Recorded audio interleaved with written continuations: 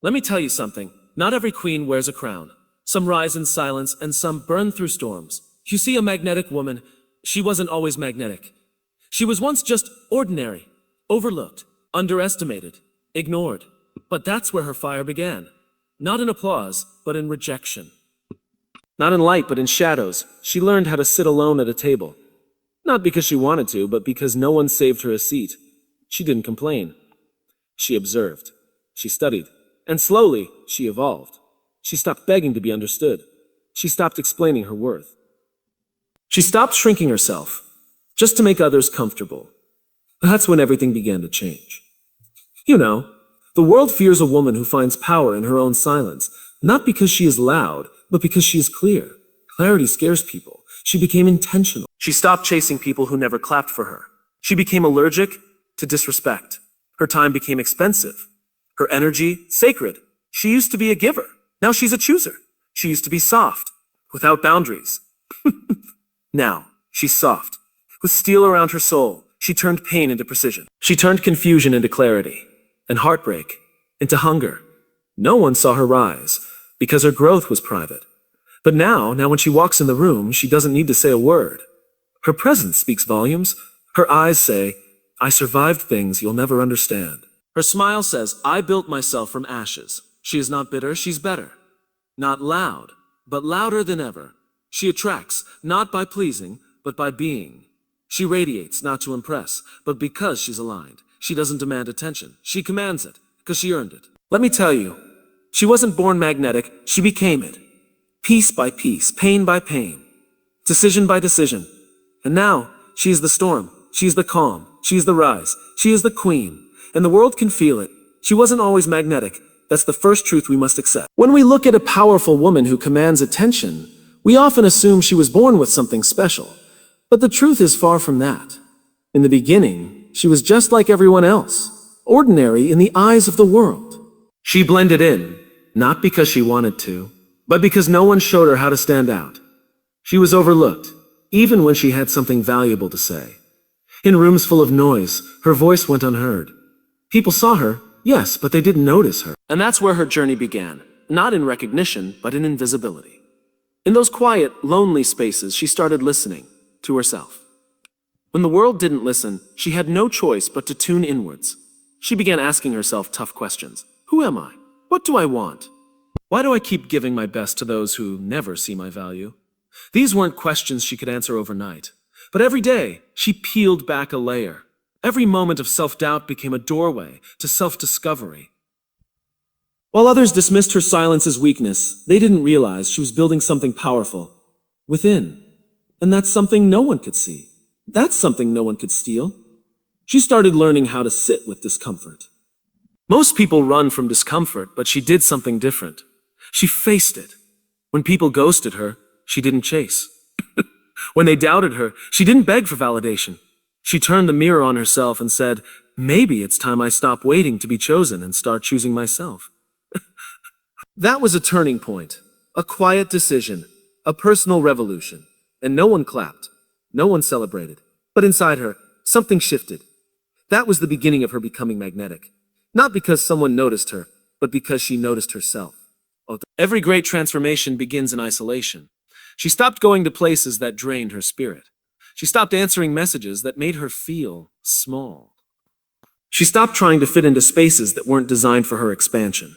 And yes, it hurt. It was lonely. But she realized peace is better than forced company. She created boundaries, and where once there was people-pleasing, there was now self-respect. She started showing up for herself the way she once showed up for everyone else. Slowly, the world around her started to change. Because she changed the way she showed up in it. She wasn't born confident. Her confidence came from surviving things that almost broke her. Every betrayal taught her something about trust. Every heartbreak taught her something about strength. Every failure taught her how to rebuild. These lessons didn't come through comfort. They came through chaos. She didn't ask for them, but she learned from them. And every time she got back up, she stood a little taller, a little firmer, a little wiser. That's the thing about magnetic women. They aren't fearless. They just stopped letting fear make their decisions. Eventually, she no longer craved attention. she craved alignment. She started making choices that honored her growth, not her past. The people who used to take advantage of her access found the doors closed.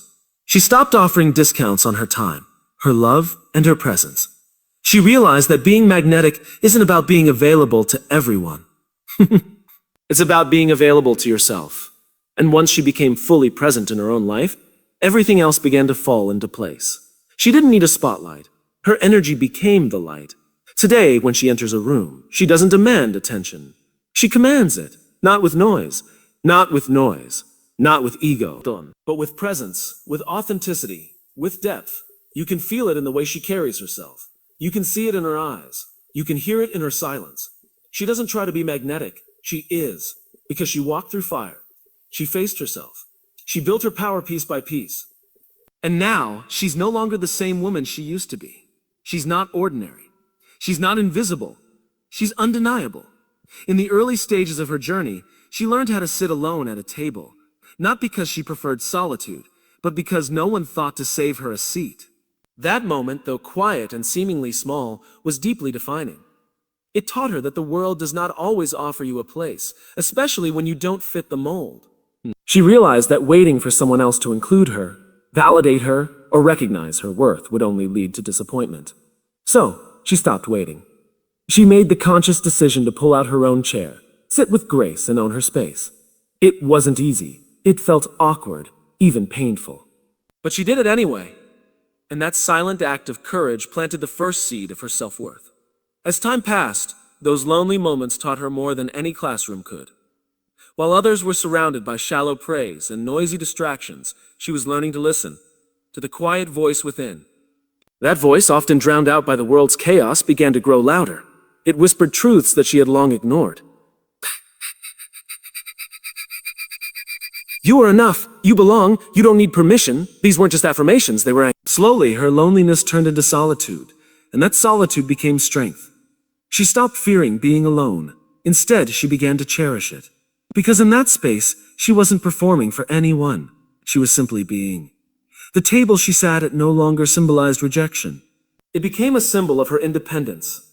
She decorated that table with her ideas, her voice, her story.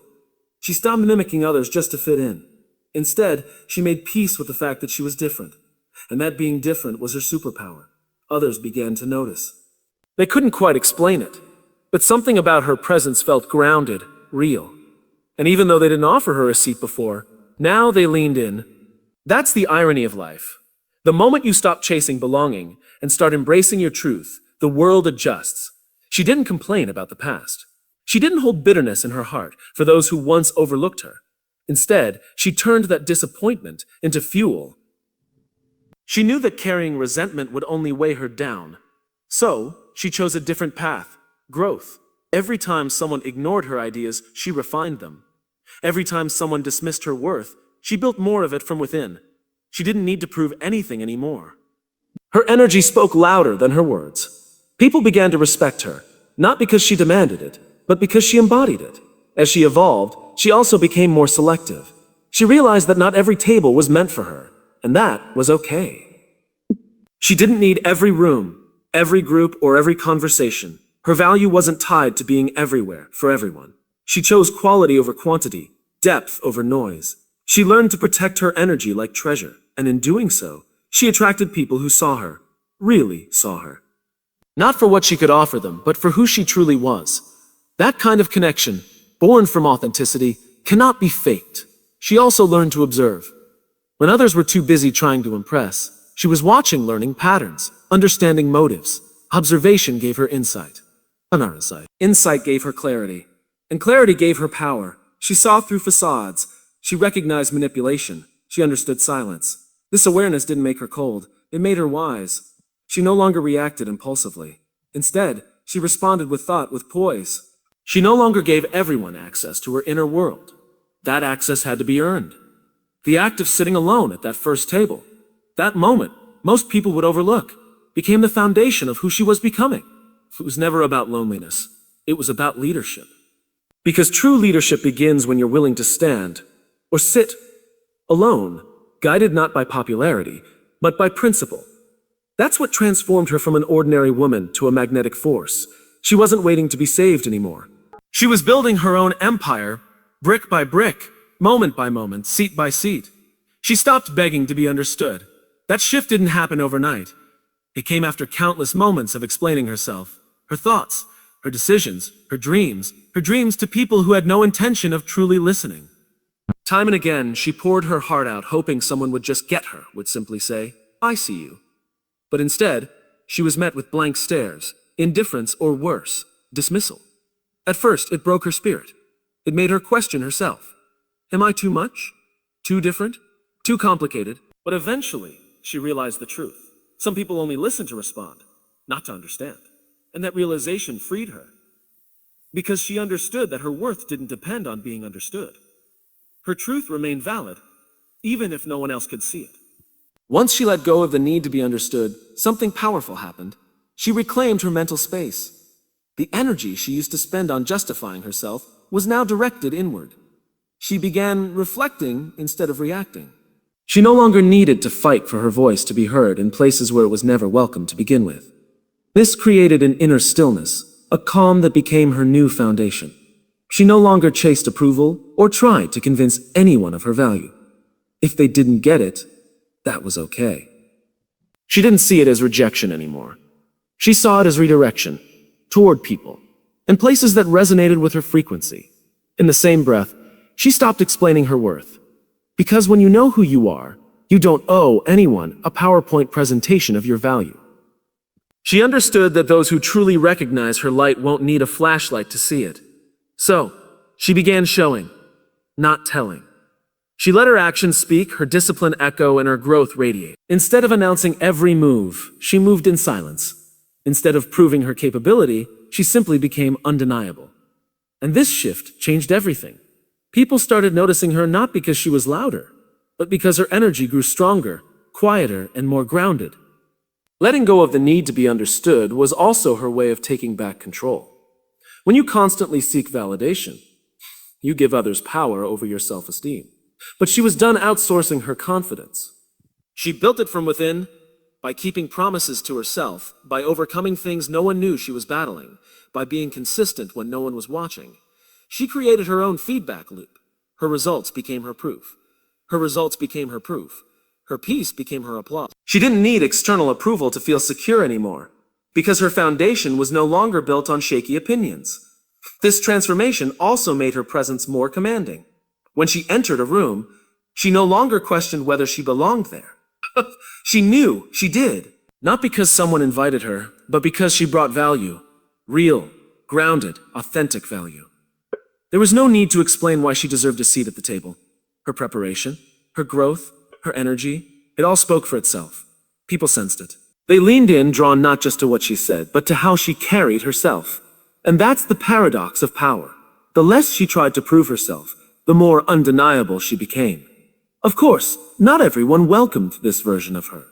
Some were used to the older version, the one who over-explained, over-apologized, and overcompensated. They didn't know how to deal with her silence, her boundaries, or her calm confidence. But she didn't shrink to comfort them. She didn't regress to make others feel secure. She stood her ground because she knew that her growth wasn't meant to be digested by everyone.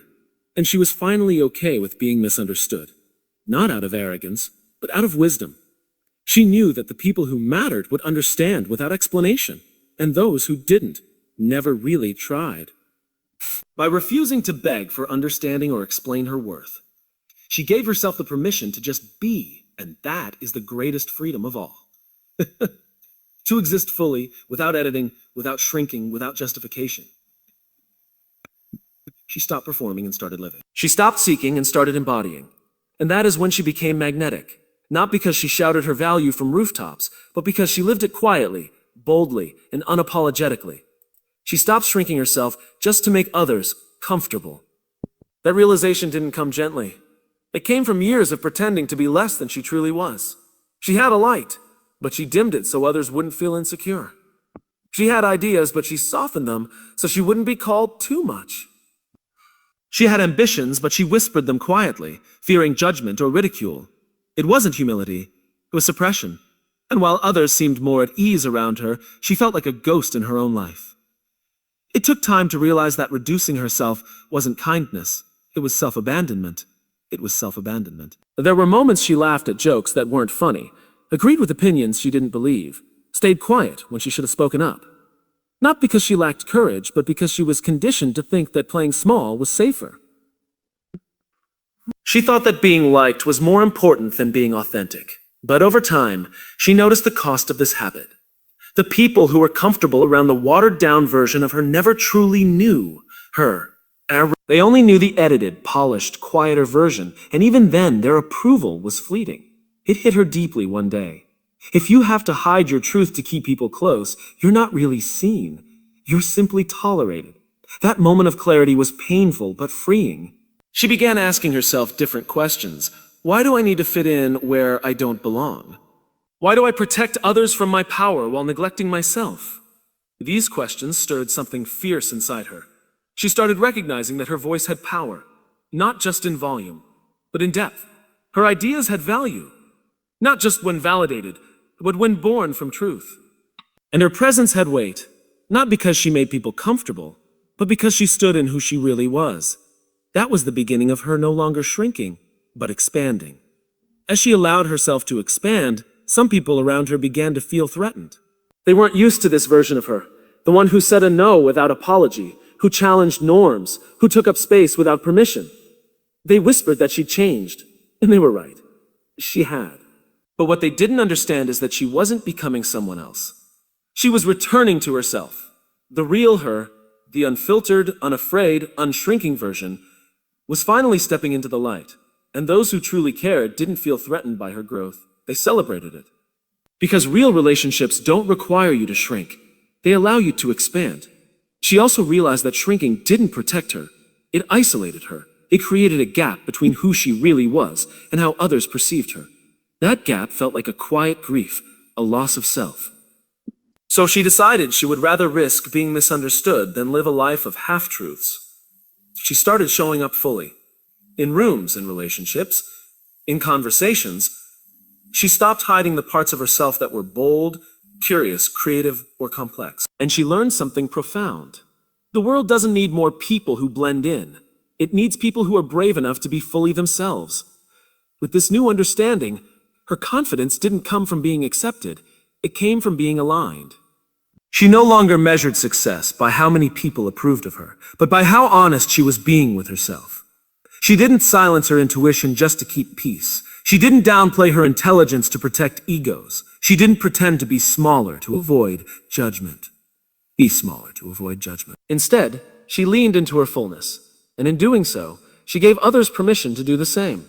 Her authenticity became a quiet rebellion against everything that taught her to hide. Over time, the habit of shrinking faded. It was replaced by self-respect, boundaries, and truth. She no longer felt guilty for outgrowing spaces or people. She understood that her evolution wasn't arrogance. It was alignment. And she carried that awareness like armor, not to fight, but to protect what she had finally built within. She stopped apologizing for her presence. She stopped editing her story to make it more digestible. And most of all, she stopped fearing the discomfort of others. Because she knew, if her growth made someone uncomfortable, it only meant she was finally standing in her power. She became intentional. That single decision reshaped every corner of her life. No longer did she move through her days on autopilot, reacting to circumstances, people, and emotions without clarity. She began to ask herself, why am I doing this? Who am I doing this for? Does this serve my growth, or am I just surviving? These questions grounded her. They brought focus where there had been distraction, direction where there had been drift. She was no longer interested in living out patterns that didn't serve her. She was ready to design her life, not just endure it. This intentional mindset didn't just apply to the big decisions. It transformed the small ones too. The way she started her mornings changed. The people she allowed in her energy shifted. The words she used when speaking to herself became kinder, sharper, and more honest. She no longer said yes, just to avoid guilt, or no, just to prove control. She became mindful of the why behind every yes and every no. She started treating her time, her space, and her attention like sacred currency. She realized that every time she said yes to the wrong thing, she was saying no to herself. And that was a price she was no longer willing to pay. She stopped chasing people who never clapped for her. That realization came with a sting. She had spent so much of her life trying to win over the uninterested, people who barely noticed her unless they needed something, people who celebrated her only when it benefited them, people who disappeared when she needed them most. For years, she thought if she just tried harder, gave more, stayed loyal, they would finally see her worth. But that effort was never reciprocated. So she stopped, not out of bitterness, but out of wisdom, because she finally understood that her energy deserved better. Her loyalty was no longer a free gift. It had to be earned. She stopped pouring into one-sided connections. If they didn't clap when she was rising, they had no place in her future. She didn't announce her departure. She just stepped back. She didn't throw shade. She let silence do the talking. She knew that chasing people only diluted her power.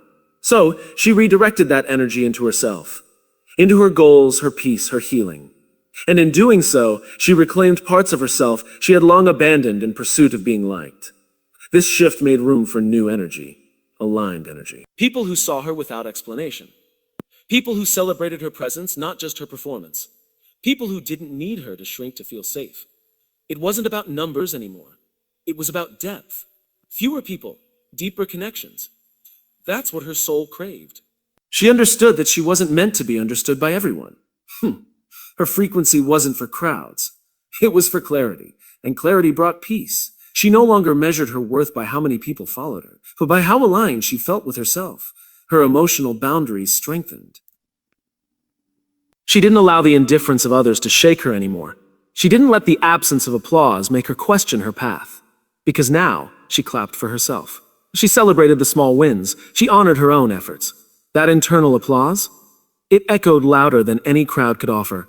And the more she leaned into that self-validation, the more unshakable she became. External approval no longer controlled her self-worth. Her confidence had roots now, deep ones. Ultimately, she became magnetic, not because she was chasing validation, but because she stopped. Her energy shifted from proving to embodying. She didn't need to explain her choices. Her peace explained it for her. She didn't seek loyalty. Her presence attracted it. She wasn't desperate to be chosen. She chose herself. That's what made her powerful. That's what made her stand out. She became a woman who no longer begged for a seat at the table, because now she was building her own. She became allergic to disrespect. Not suddenly, but slowly, after tolerating it for far too long. For years, she brushed it off. The comments disguised as jokes, the subtle dismissals. The silence when she needed support. She excused it all, told herself not to be too sensitive, convinced herself they didn't mean any harm. But the truth lingered in her body long after the moments passed. She felt it in her stomach, in her chest, in her spirit. Each time she allowed disrespect, a part of her shrank. And finally, she reached her limit. The woman who used to explain away bad behavior stopped making room for it. Disrespect in any form, silent or loud, became unacceptable. This shift wasn't about ego. It was about self-respect. She realized that how others treated her was often a reflection of what she allowed.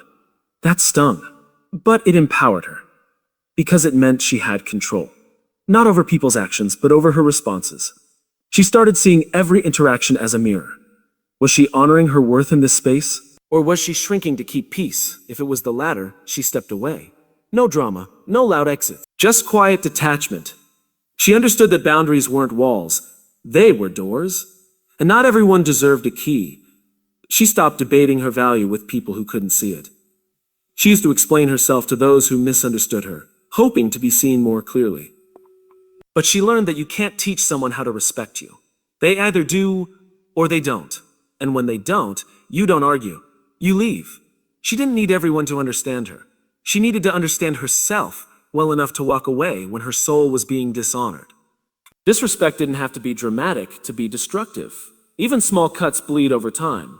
So she no longer ignored the little things. Microaggressions, passive-aggressive tones, energy that felt off, she noticed it all. And she responded with space, not anger. This newfound intolerance didn't make her cold. It made her clear. She still had warmth. She still had compassion. But now it was rooted in discernment. She didn't give kindness where it wasn't safe. She didn't offer empathy where there was manipulation. She didn't extend grace where there was no accountability. She had learned the difference between being a good person and being a doormat. And she had no desire to perform goodness at the expense of her self-worth. Her boundaries weren't rude. They were necessary. They were her way of saying, I love myself too much to allow this. With time, she attracted a different kind of energy.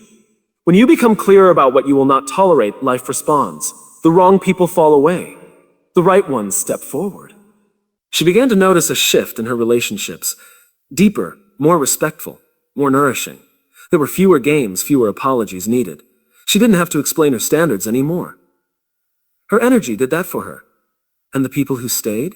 They valued her presence. They honored her time. They respected her space because she taught them how to treat her, not through lectures, but through her actions. She also became her own protector. She stopped waiting for others to defend her. She no longer hoped someone would speak up for her when things felt off. But things felt off. If something felt wrong, she said so. If something crossed a line, she addressed it. Not with rage, but with certainty. She didn't need to yell to be firm. She didn't need to fight to hold her ground. Her confidence was calm, but it was immovable. That's the power of knowing your worth. You don't have to prove it. You live it. You walk in it. And people feel it, whether they admit it or not. In the end, her intolerance for disrespect wasn't about being better than anyone. It was about finally being good to herself. It was about choosing peace over pleasing, dignity over desperation, power over performance. She had been quiet about her pain for too long. Now she was loud with her boundaries. And not because she hated anyone, but because she finally loved herself enough to stop settling for less than she deserved. And then her time became expensive. This wasn't about arrogance or ego. It was about value. She had spent years giving her time freely to people who didn't honor it. She answered every call, replied to every message, showed up for everyone else, even when her own tank was empty. At first, it felt noble. She was the dependable one, the listener, the helper. But over time, she realized something harsh. People had grown comfortable treating her as an option, not a priority. Her availability had been mistaken for lack of purpose. Her kindness had been misinterpreted as weakness. And so she changed, not because she stopped caring, but because she started caring about herself. The moment she began treating her time like it mattered, everything shifted. She no longer felt obligated to show up everywhere, for everyone. She started choosing where her energy would go with great care. She evaluated every invitation, every conversation, every opportunity with a single question. Is this aligned with who I'm becoming? If the answer was no, she gracefully declined. No guilt, no over-explaining, just honesty. Because now she understood, time is not just minutes on a clock. Time is life, and she was no longer willing to waste hers on things that left her feeling drained, unseen, or undervalued. This intentionality brought clarity. She noticed that the more she respected her own time, the more others began to respect it too. The people who once took her for granted started to notice her absence. She wasn't as easily accessible. She wasn't always online. She wasn't jumping to respond the second someone needed her. And for the first time in a long time, she saw the difference between being needed and being used. It hurt at first to realize how much of her time had been spent on people who would never do the same for her. But that pain became her teacher. It taught her boundaries. It taught her discernment. She became a master of protecting her peace. If something disrupted her energy or broke her focus, she questioned whether it deserved a place in her life. She began scheduling rest the way others scheduled meetings. She gave herself permission to cancel plans that didn't feel right. She no longer felt the need to be everything to everyone. Instead, she focused on being everything to herself. And what surprised her most, life didn't fall apart. The right people respected her choices. The right opportunities waited.